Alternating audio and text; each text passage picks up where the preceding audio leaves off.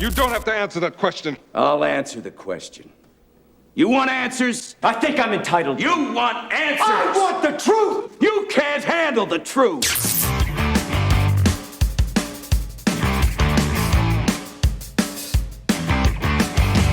What's up tout le monde, c'est ton boy Max.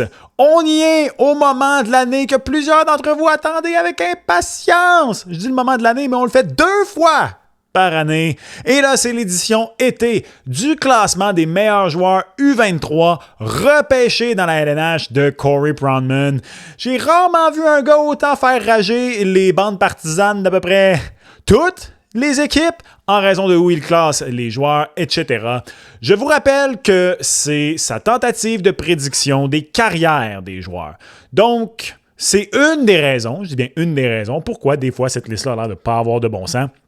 Si, je sais pas moi, il est convaincu encore à ce jour que Zeev Buim va avoir une meilleure carrière que Lane Hutson, il va le classer devant, même si en ce moment, Lane Hutson est clairement beaucoup meilleur que Zeev Buim. Ça reste que il y a tout le temps des choix très discutables dans cette liste-là, mais on aime ça la regarder ensemble.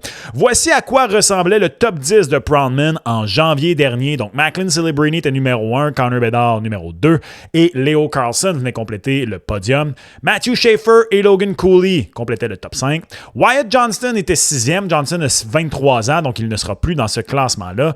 Juraj Slafkovsky et Ivan Demidov étaient respectivement 7 et 8e. Est-ce que les deux vont grimper strictement de par l'absence de Johnston? J'ai hâte de voir. Will Smith était 9e et Dylan Gunter venait au 10e rang. Voici personnellement à quoi ressemblerait ma liste. Mon top 10. Mon top 10. Vous me demandez à chaque fois, serait quoi ta liste? Serait quoi ta liste? Hein, je vous l'ai faite cette fois-ci. Voici mon top 10, personnellement. Si je prends les mêmes critères que Corey Pronman, c'est-à-dire dans 15 ans, dans 20 ans, on se reparle qui a eu les meilleures carrières. Macklin Celebrini, pour moi, est numéro 1. Matthew Schaefer est numéro 2. J'en ai déjà assez vu de Matthew Schaefer. Je pense qu'il va avoir une plus belle carrière que Connor Bedard, que je garde quand même au 3e rang. Et oui, je pense qu'Hudson mérite d'être aussi haut que 4e dans cette liste-là. Je garde Leo Carlson quand même haut au 5e rang. Pour moi, Ivan Demidov, chez les ailiers, probablement le meilleur talent offensif en ce moment, fait que je l'ai au 6e rang, suivi d'Adam Fantilli, 7e. Juraj Slafkovsky, 8e. Et ça se termine avec Logan Cooley et Porter Martone. Je sais que c'est peut-être haut pour Martone. En ce moment, un gars comme Carter Gauthier a déjà 40 buts dans la Ligue nationale de hockey. Mais ce qu'on a vu de Martone à date, je le trouve vraiment excellent. Il me surprend. Je ne suis pas le plus grand fan de Porter Martone, mais j'aime beaucoup ce qu'on a vu à ses débuts dans la Ligue nationale de hockey. Je pense que les Flyers ont tout un joueur en lui. Je pense aussi que ça peut devenir un bon leader. Donc, voici à quoi ressemblerait mon top 10 personnellement. Il y avait, attendez un peu, 1, 2, 3, 4, 5, 6, 7, 8 joueurs du Canadien dans la dernière liste. Donc, Slaf et Demidov étaient respectivement 7 et 8e. Hudson était 14e. Ça, c'est toujours une des grandes questions avec les listes de Pronman. C'est un détracteur de Lane Hutson. À quel point va-t-il lui manquer de respect? Je peux pas croire que là, il l'a pas au moins dans le top 10. Là. Il y a des limites à m'amener à refuser d'accepter que tu t'es trompé sur un joueur. Moi, j'essaie de ne jamais trop juger ceux qui embarquent dans le contenu, qui font du contenu sur les espoirs. C'est quelque chose de très difficile, c'est quelque chose que je n'oserais pas faire. Puis tout le monde ne cesse de se remettre en question. Moi, j'ai calé un tel, etc., etc. Il y a une chose, par contre, que je respecte chez les personnes qui font ce contenu-là, c'est qu'une fois que tu t'es trompé, c'est de l'admettre. Puis surtout, pourquoi tu t'es trompé. Je trouve que le collègue de Corey Pronman, Scott Wheeler, est très, très bon là-dedans. D'écrire des articles sur où est-ce que je me suis trompé, qu'est-ce que j'ai pas assez pris en considération, etc. Je sais que le Snake l'a déjà fait aussi avec Lane Hutson. Je crois qu'il avait dit qu'il avait sous-estimé son vouloir, autrement dit son cœur. Donc ça, c'est important de le faire. Et ben, est-ce que Pronman finalement va au moins monter Hudson dans le top 10? Là, je peux pas croire. Zarovski était 39e, Michael Age 51e, David Reinbacher 85e. Et après ça, il y avait Zach Bolduc 90e et Oliver Kapanen 118e. Ces deux gars-là ont maintenant 23 ans, ils ne seront plus dans la liste. Donc encore éligibles qui étaient là en janvier, 6 joueurs. Je pense que ça a de l'allure parce que malheureusement, il ne mettra pas Jacob Fowler non plus. Corey Pronman connaît rien au gardien de but. C'est dit. On regarde ça. OK, c'est une longue liste. 156 noms sont sur la dite liste. Et comme d'habitude, à part s'il y a des joueurs que je connais un peu plus ou quoi que ce soit, des anomalies bas dans le classement, on va aller un peu plus vite. Déjà, Matvei Gridin, moi, c'est un joueur que j'aime beaucoup. Un gars qui a joué là, avec les Cataractes de Shawinigan, qui a fait le saut chez les professionnels. Je trouve ça bas un peu pour Matvei Gridin. Pavel Minchukov, 153e? D'où Jésus? Wow! C'est moi ou c'est bas? Et voyons donc! Ça aussi, c'est quelque chose que je trouve particulier dans cette liste-là, de mixer de la Ligue nationale et des gars pas encore dans la Ligue nationale. Je trouve ça difficile, mais bon. Michael Rabal. Honnêtement, je ne vais rien commenter ces gardiens de but dans cette liste-là. Il connaît rien au gardien. Regarde, il ramasse ensemble. Il connaît rien au gardien. Il connaît rien au gardien. Malcolm Spence. OK. À date, en ce qui me concerne, rien de trop, à part peut-être Pavel Minchukov. Là. Will Horkoff, j'ai vraiment hâte de voir Will Horkoff repêché par les Pingouins. Un mastodonte. J'ai hâte de le voir jouer. Je ne l'ai pas beaucoup regardé encore. C'est un joueur que j'ai très hâte de voir. Bien sûr, le fils de Sean Horkoff. Très hâte de voir qu'est-ce que ça va donner. Lyndon Lakovic. Gros bonhomme qui joue pas gros, selon plusieurs experts en espoir, repêché par les Capitals plus tard que prévu l'an dernier. Justin, 132e. OK. Un petit peu bas pour mon boy Justin. Il vient de marquer 50 buts avec l'Armada. Je pense que Justin aurait pu mériter d'être un petit peu plus haut. Oh, un des frères Rock. J'espère que les deux vont être là. Ce serait chien pour l'autre. D'ailleurs, un des deux est droitier, l'autre est gaucher. Je m'excuse, mais il faut qu'il fasse une affaire, genre un porte le 16, l'autre le 61 ou peu importe. Là, un numéro reverse. Là, un le 19, l'autre le 91. Je m'en fous, les frères Rock, arrangez-vous, là, faites ça. Il fallait pas ça dans le junior, il faut qu'il fasse ça. Ça n'a pas d'allure. Oh, Brandsen Nugard et... J'ai comme dit Nougat. J'ai comme dit un mélange de Nougat et de Nougard. Lui et Easton Cowan. J'ai souvent dit que je suis pas le plus grand fan de Easton Cowan. Ça change pas. Victor Eklund, 126e. Petit peu bas. Pardon. Zach Benson, 124? Bro! Oh là, on a un premier solide, mais solide. Manque de respect! 124! Benson was an important player for Buffalo. Oui! A lot of positives in his game. Mais yo, tout le monde prend Zach Benson dans son équipe. Ben voyons donc! 124! Tireless competitor. Aïe aïe! Quel manque de respect pour Zach Benson! I don't view him as an elite brain. Ça, c'est drôle, par contre. Ça, c'est low-key chien. I don't view him as an elite brain. Bro vient de dire que c'est un dommé. Wow. Ah non, gros manque de respect, là. J'en reviens pas. Énorme. Derrière Maddox, hey, c'est rien contre Maddox. Salutations à Maddox. Mais comment en ce moment tu peux mettre Zach Benson derrière Maddox Dagenet? Avec tout le respect. Pis comment tu peux le mettre derrière Maverick? Ah, bro, il me fait parler contre des kebs. Il me fait parler contre mes boys. Non, man. Manque de respect. Derrière William Hawkinson, qu'est-ce que c'est ça? Voyons donc. Derrière un gars qui a un nom de Pokémon, Goodmunson. Et voyons donc. J'en reviens pas. Ah, ça risque d'être le plus gros manque. Il faudrait qu'ils mettent Lane vraiment en bas pour que ce manque de respect-là soit battu. Là. Wow! Sam Renzel, un petit peu bas. Hey, comment tu mets... Honnêtement, j'en reviens pas. Boomdeen, un petit peu bas. Cameron Reed, ah ouais, hein? Tristan Luneau. Tu sais, encore une fois, avec tout le respect et l'amour que j'ai pour Tristan, comment il est devant Zach Benson? Oh, Carter Yakemchuk, c'est bas, ça. Je n'irais pas jusqu'à crier au manque de respect comme je viens de le faire avec Benson, mais c'est bas. Sandin Pelika, c'est bas un peu. J'ai beaucoup de misère.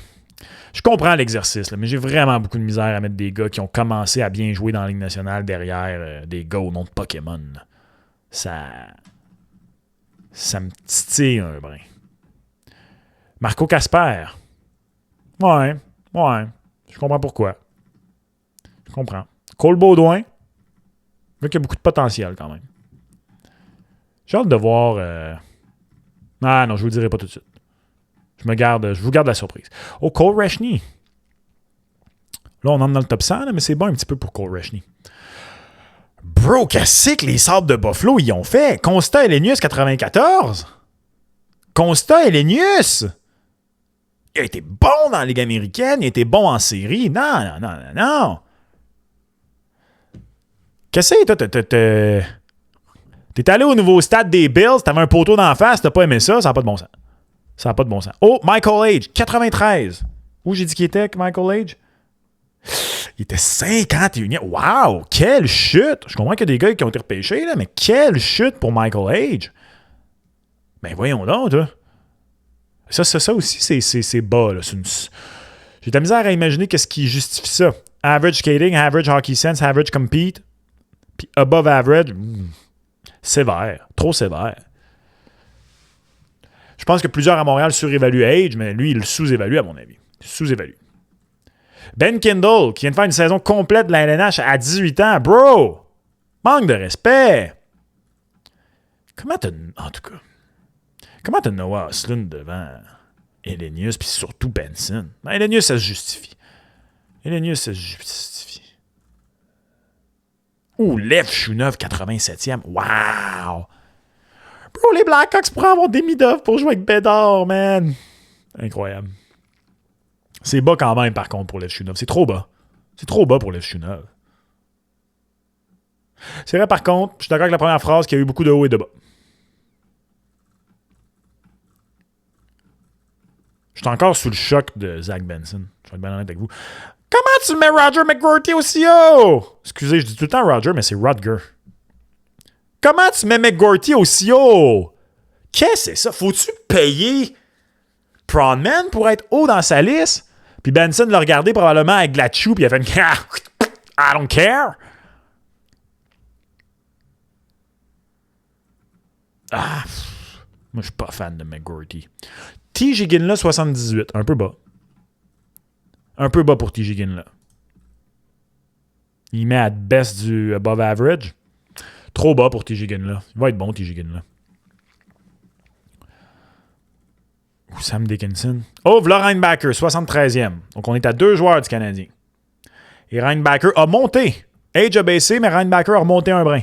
Il est passé de 85e à 73e. OK. Ben, Reinbacker, tant qu'il ne va pas rester en santé, ça va être tough, hein? Ça va être tough pour le bon David. Zane Parekh. C'est lui que j'avais hâte de voir.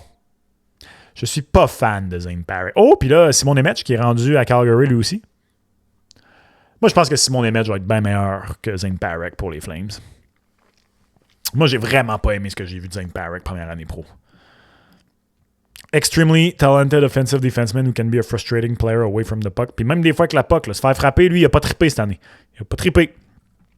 Moi, je pense que Simon Nemec, je veux pas dire qu'il explose cette année, mais je pense que ça va lui faire du bien. Tu sais, regarde, moi, j'adorais Caden Lindstrom son année de draft, là. Mais comment t'as encore Caden Lindstrom aussi haut puis un gars comme Zach Benson aussi bas? Il a été blessé, il a eu de la misère en NCAA. Comment t'as Caden Lindstrom encore? Il aime juste les gros bonhommes. Il aime pas les petits bouts de chou. Manque de respect aux petits bouts de chou. Comment t'as... En tout cas, je suis désolé. Je vais sticker sur Zach. This is a Zach Benson Truther account. Tu sais, Iri Kulich a raté la saison au complet. J'espère qu'il est en santé. Kulich, il est très bon. Très, très, très, très bon. Dalibor Dvorsky, c'est correct. Brady Martin. Ouais, mais Brady Martin, c'est correct. Je veux dire, j'ai toujours dit que lui, ça a été le grand gagnant du Conn Smythe de Sam Bennett. Tout le monde voulait son Sam Bennett au point d'en repêcher un 5e au total. James Hagen, 7e. 59e. Un petit peu bas. J'ai hâte de voir Hagen. Je suis vraiment mi-figue, mi-raisin. Berkeley Catton. Devant Hagens? Shane Wright. Moi, je pense que Shane Wright, il faut qu'il quitte Seattle. Puis je pense que ça va être un très bon centre numéro 2. Après ça, vous allez me dire, pour un gars qu'on pensait repêcher premier au total, c'est vraiment pas tant bon devenir un bon centre numéro 2. Je te le donne, chat. Je te le donne. Oh, Gleb! Gleb est là! Wow! Gleb est là, 56e. Encore, comment tu peux mettre Gleb aussi haut? Il joue dans le junior russe en ce moment. Bon, je sais que c'est peut-être juste pour le camp d'entraînement, mais quand même. Gros, winger pesant, qui patine bien, des offensive skills.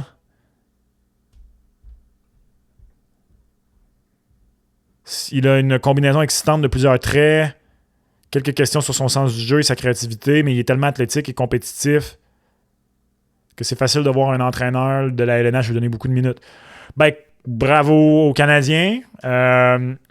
Plusieurs recruteurs ou des gens qui travaillent dans les médias qui se spécialisent en espoir disaient que c'était très haut où on leur pêchait. Ça me semble haut. Ça me semble très, très haut. Oh, et Zarovski! Lui aussi a baissé. Il était pas mal plus haut que ça, me semble. Il était 39e. Glisse 55e. Ça, je trouve ça un peu bas pour Zarovski. Un peu bas. Je l'ai vu à la LSHL cet été. Il est beaucoup plus grand que je pensais, je vous avoue. Longiligne, mais plus grand que je pensais.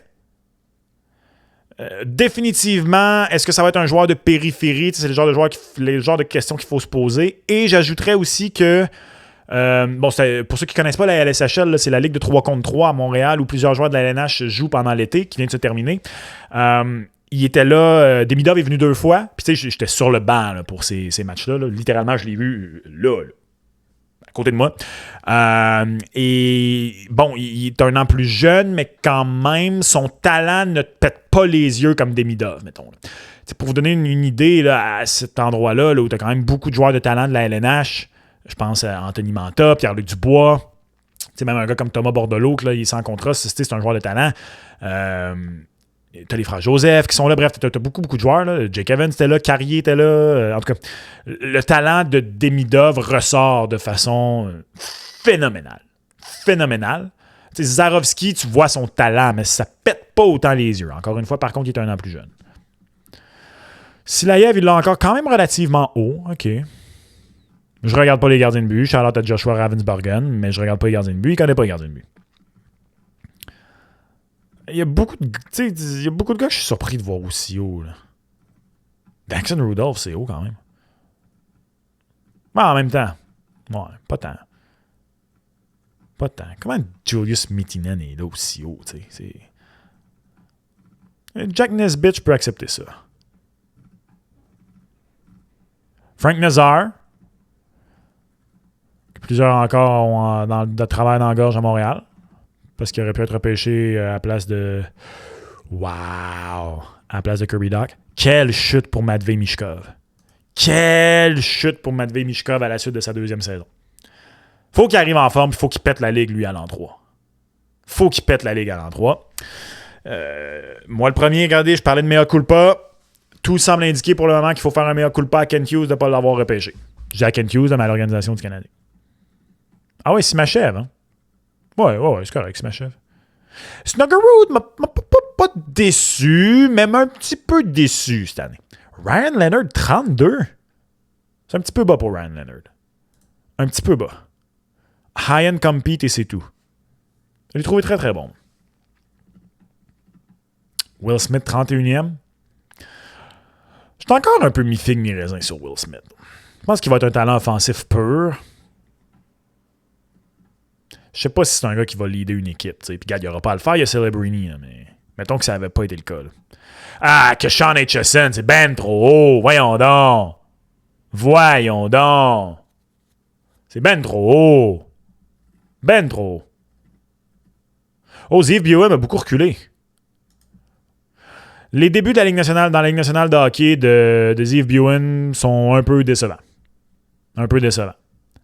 Je pensais vraiment qu'elle allait être meilleure que ça. Bébé Protas. Ça me dérange pas. Roger McQueen est encore haut.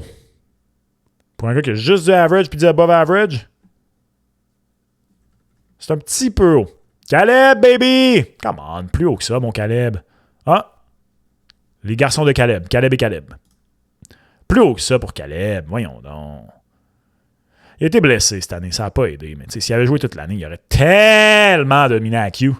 Et qu'il aurait dominé à Q. Centre numéro 1 de Team Canada cette année au World Junior. Just watch it. T'as comme 3 centres groupés ensemble. Caleb Malhotra et Jake O'Brien. C'est quand même des gars différents. Je prends définitivement Desnoyers avant O'Brien. Malhotra puis Desnoyers, c'est débattable. Oh, Anton Frondel, 20e. Wow, c'est bas. Ivar Stenberg, 19e. Oh, j'avais même... McKenna, 18! Oh, bro, il est pas fan de McKenna. Wow! Il met rien elite! Juste du high-end. Il est sévère. Ah, 18, c'est sévère envers McKenna. Ah. Je comprends que son année à Penn State n'a pas été ce qu'on pensait, là, mais 18, c'est sévère. Là, je m'attends soudainement à avoir Lane Hutson à tout moment, juste vous dire. Là. Keaton Veroff. Ah, ouais. Keaton Veroff devant McKenna, d'où Jésus. Albert Smith devant McKenna, d'où Jésus. High-end shot, above average compete, le reste tout average. J'ai bien hâte de voir ce gars-là. Moi, j'espère qu'il va être fort, Smith. Il me fait rire. Chase Reed, bro!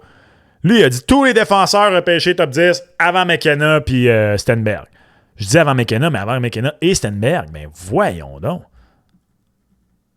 Cole Hudson, 14. Comment ça se fait que ça a tout pris pour qu'il donne un peu de respect à Lane Hudson, mais qu'il aime autant son frère? C'est quoi cette affaire-là?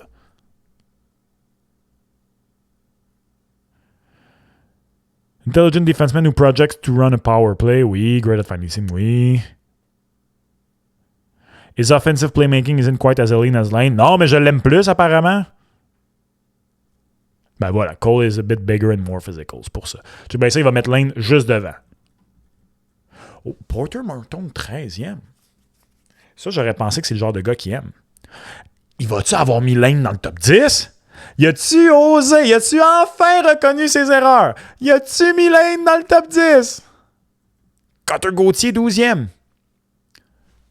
J'avais-tu mis Cutter Gauthier dans mon top 10, moi? Non, hein, je pense que je l'avais comme... J'ai hésité. Je pense que je l'avais genre 11e. Il est mis tout juste en bas. High-end puck skill, high-end shot, oui. Ouais, c'est un gros buteur. J'aime beaucoup Cutter Gauthier. Ah non, il a pas osé. Il a pas osé mettre Tulane. Il a pas osé. Au moins, il a augmenté son compete à above average. En partant, lui, c'est là où il reconnaît pas sa plus grande erreur. Compete, Lane Hutson, il est elite. Elite. Hutson était un des meilleurs défenseurs offensifs de la Ligue, un pilier d'une équipe qui est allée en finale de conférence, un dynamo avec la rondelle, high-end skill, creativity, poise, bon pour marcher sa bleue, voit bien la rondelle, le jeu, trouve des lignes de passe, fait des jeux difficiles. Hudson's pure athleticism won't overly excite you. L'as-tu déjà vu se promener avec la rondelle? He works hard, but he's not overly physical. I guess que c'est comme ça que lui il évalue comme compete.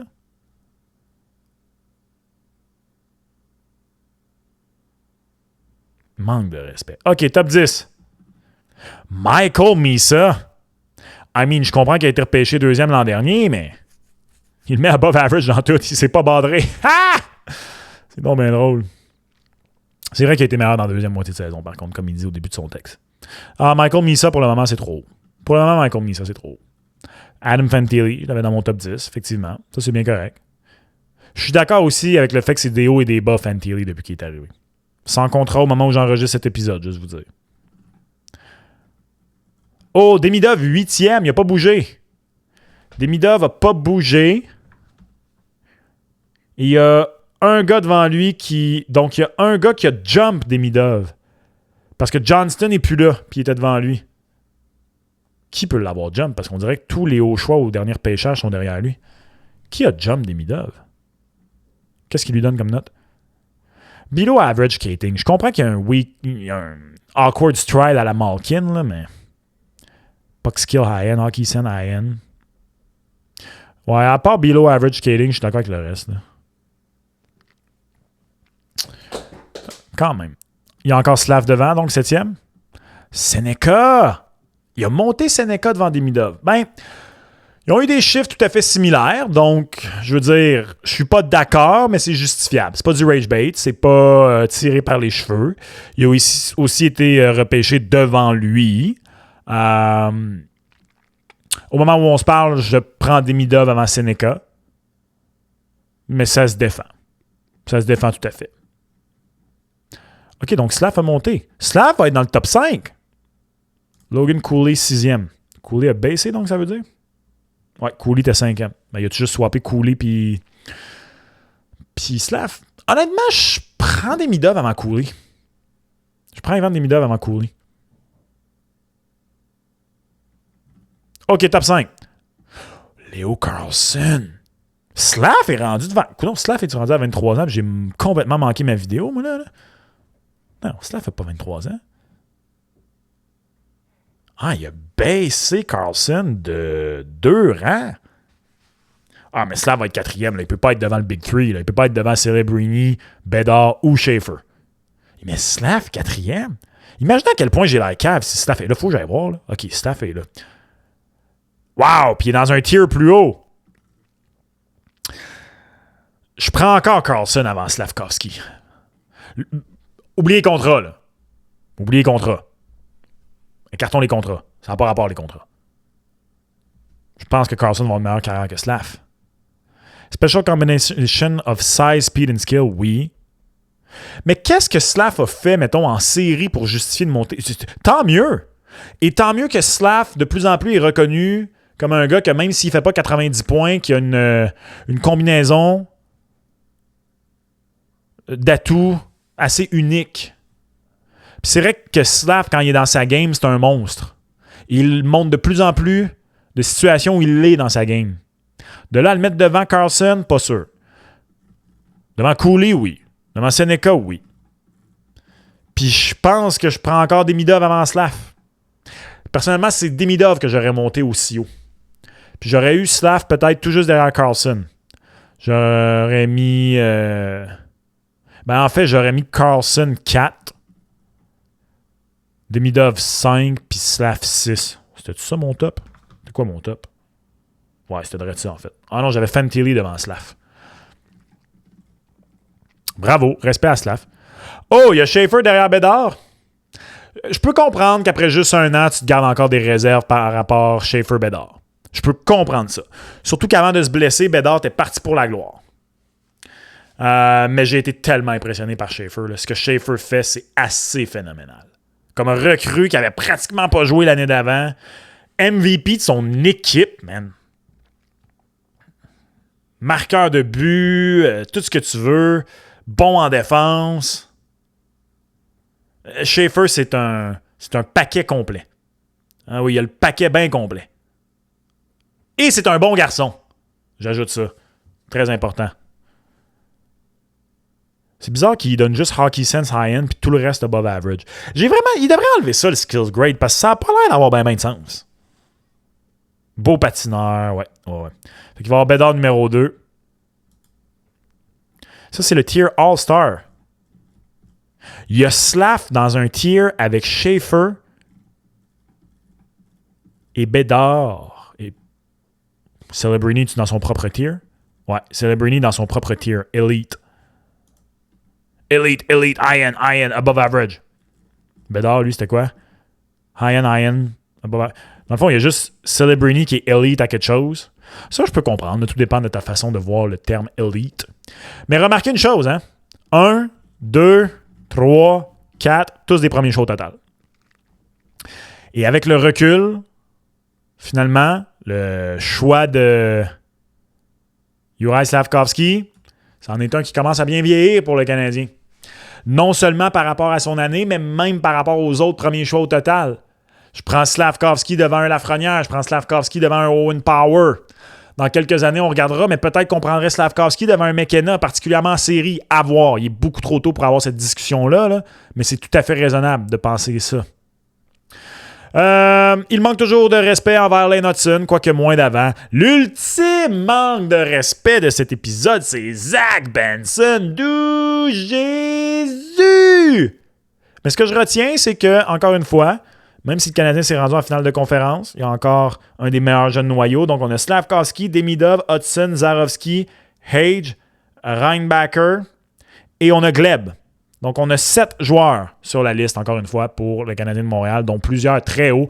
3 joueurs borderline top 10, 2 top 10 et Lane Hudson numéro 11, qu'on sait tous qu'il devrait en réalité non seulement être dans le top 10, mais dans le top 5. Qu'est-ce que tu penses de cette liste? On dirait qu'à part quelques petits trucs, elle est moins rage bait que d'habitude, mais quand même, ça demeure un exercice osé et un exercice difficile de tenter de prédire les carrières des joueurs. Laisse-moi savoir ce que tu en penses dans les commentaires. Tu as apprécié l'épisode d'aujourd'hui et tu veux en écouter un autre? C'est juste ici. Et on se reparle lors du prochain. Ciao!